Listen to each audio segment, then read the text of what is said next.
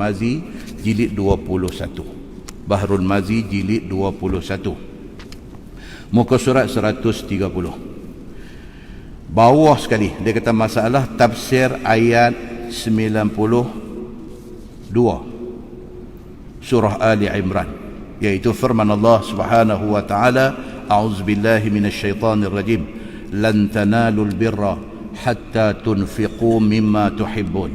Artinya, tidak mencapai oleh sekalian kamu akan hakikat kebaktian, ataupun tidak mencapai sekalian kamu akan syurga, dan tidak mencapai sekalian kamu akan takwa yang sebenar, dan tidak mencapai sekalian kamu akan kemurahan Tuhan kamu, yakni rahmat Tuhan kamu dan keredaan Tuhan kamu dan syurga Tuhan kamu, sehinggalah kamu sanggup membelanjakan barang yang kamu sayang akan dia daripada harta-harta kamu. Ni ayat. Okey, Allah sebut dalam ayat ni.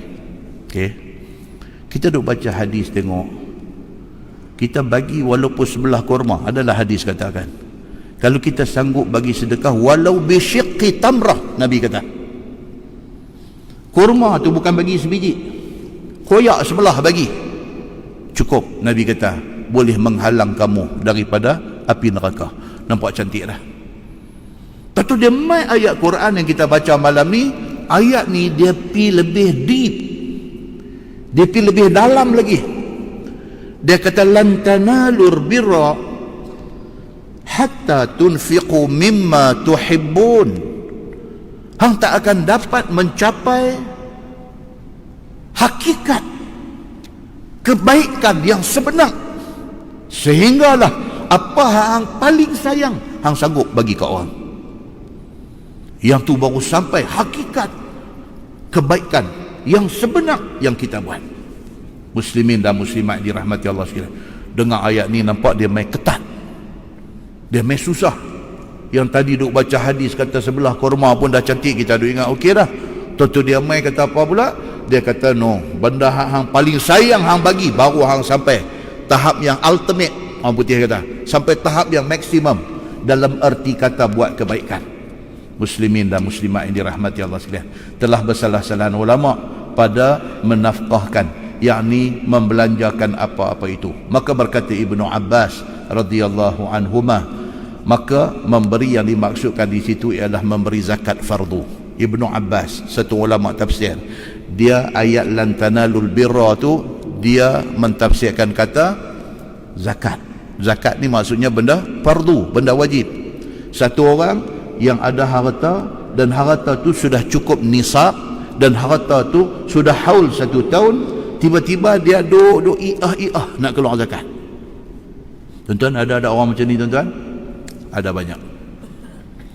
Apatah lagi main zaman ni, zaman lah, zaman orang susah. Woi tuan-tuan, lah ni orang susah banyak. Tuan-tuan, pilot kapal terbang boleh pergi jual burger, tuan-tuan nak kata apa? Pilot duk bawa kapal terbang, nak bawa kapal terbang, pakai terbang tak boleh terbang lah ni. Lepas ni diberi pilih sama ada kena buang kerja ataupun nampak tak ada gaji lah. Tunggulah sampai keadaan pulih esok, kita tengok macam mana balik. So dalam tempoh masa ni macam mana cerita nak buat apa? Di rumah ada bini, ada anak, ada apa, ibu bapa di kampung duk tunggu, dia duk bagi tiap-tiap bulan, semua sangkut. Semua sangkut.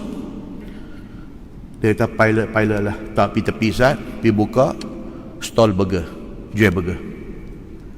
Nak cantik lagi apa? Dia duk buat burger tu, dia pakai baju pilot. Habis. Lepas tengok-tengok, pocik. Dia kata, pocik. Dia tanya, brother, baju siapa ni? Dia kata, baju saya. Brother pilot kan? Buat tangan aku tu ya, tak mau cakap banyak. Susah tuan-tuan. Kaki tangan kerajaan tak rasa benda ni. Tak rasa. Cukup berapa hari bulan gaji masuk, cucuk tengok cantik, senyum, balik tengok orang buat gini. Ni hak EPF tak ada, hak duk kerja sendiri, hak duk apa ni, ini semua suffered, menderita merana. Muslimin dan muslimat yang dirahmati Allah sekalian. Nak minta pinjam dekat orang pun sampai tak tahu nak minta kat siapa dah.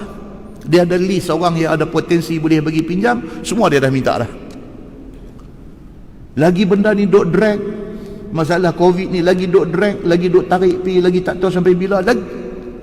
Tuan-tuan, muslimin dan muslimat yang dirahmati Allah sekalian, bila mai keadaan macam ni, PAM kata rumah dia cukup untuk dapat EPF, dapat duit EPF dah mula.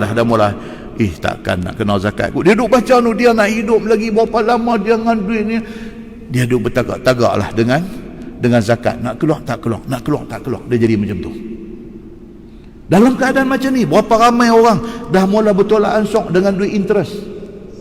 Dulu masa zaman duit duk ada banyak apa semua, dia dengan interest ni tak boleh dengar. Yang ni haram, jangan duk sentuh. Jangan duk apa, kita tak boleh sembarang penggunaan ke atas duit interest ni haram. Itu. Bila mai zaman susah macam ni, duit interest bukan banyak mana pun, RM250 ya. Tapi RM250 tu pun dia duk fikir. Dia pergi cari satu ustaz, dia kata, ustaz, macam duit interest ni, macam okey saya tahulah, macam kira tak boleh makan lah ustaz, dia kata betul. Macam kalau you nak cari jalan bagi boleh pakai. Dia kata macam kalau saya bagi dekat anak saya apa semua tak apa lah. Dia mula dah. Ini dia panggil apa? Dia panggil strategi mencilok. Dia nak mencilok dah. Dia benda-benda hak dulu dia kata tak boleh, dia dah mula duk kendong, dia mula nak cari jalan nak bagi boleh. Muslimin dan muslimat dirahmati Allah sekalian. So Ibnu Abbas radhiyallahu anhu dia kata apa? Yang dimaksudkan dalam ayat lan tanalul birra hatta tunfiqu mimma tuhibbun, satu orang tidak dianggap mendapat hakikat kebaikan sehinggalah dia sanggup keluar. Keluar tu keluar apa? Keluar zakat. Kalau dia tak sanggup keluar zakat, no, dia bukan orang baik. Itu kata Ibnu Abbas. Maka jadilah makna ayat itu tidak mencapai sekalian kamu akan sebenar-benar taat sehinggalah mengeluar sekalian kamu akan zakat daripada harta sekalian kamu. Sampailah satu peringkat, dia bila sampai haul, cukup haul, kena keluar zakat, dia tak ada rasa apa, dia kena keluar. Ini bukan hak dia. Kalau ada kat dia pun bukan hak dia. Dia sampai lagu tu, dia ambil buah tepi. Dan kata Ibnu Umar radhiyallahu anhuma, kehendaki dengan nafkah di sini ialah sekalian sedekah. Ibnu Umar tak sependapat dengan Ibnu Abbas, dua-dua ni sahabat hebat Nabi, tapi dia ada pendapat lain. Dia kata no, itu bukan maksud zakat. Dia kata itu sedekah.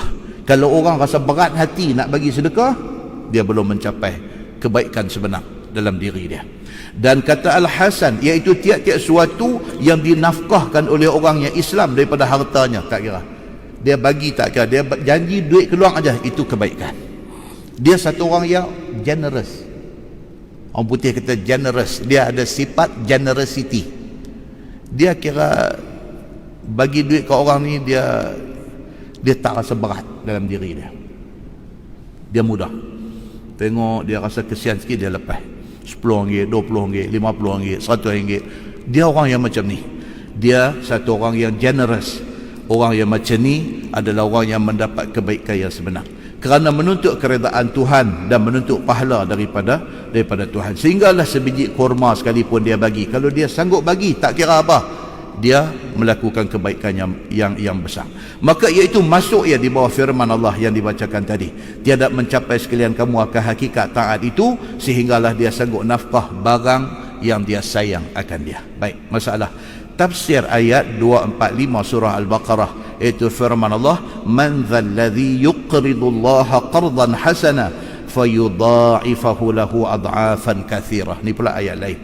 Siapakah orang yang mau mengutangi, dia kata, siapa yang sanggup bagi pinjam duit kepada Allah, itu maksud dia, akan sebagai pinjaman yang baik, nescaya digandakan baginya dengan ganda yang banyak.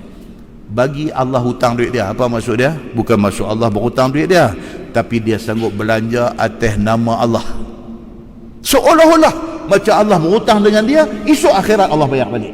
Seolah-olah. Bukan maksudnya Allah berhutang duit dia, tapi Allah guna dalam ayat tu, dia kata man dzalladzi yuqridullaha qardan hasana. Dia guna ayat tu kata Allah hutang duit dia. No. Maksudnya apa? Dia boleh keluar duit untuk belanja pada jalan Allah, seolah-olah macam Allah hutang dia. Akhirat esok Allah bayar balik dekat dia. yakni siapa orang yang mempersembahkan bagi dirinya kepada Allah akan barang yang diharapkan dapat pahala daripada sisinya, maka dia telah buat satu kebaikan, maka Tuhan balas kepada dia berganda-ganda akan barang yang ia persembahkan dia. Dan telah bersalah-salah ulama pada makna memberi pinjam ataupun memberi utang itu. Kata qil ialah nafkahkan harta pada sabilillah. Bila dia belanja harta daripada sabilillah, sama macam dia bagi hutang kepada Allah, esok Allah akan bayar balik kat dia.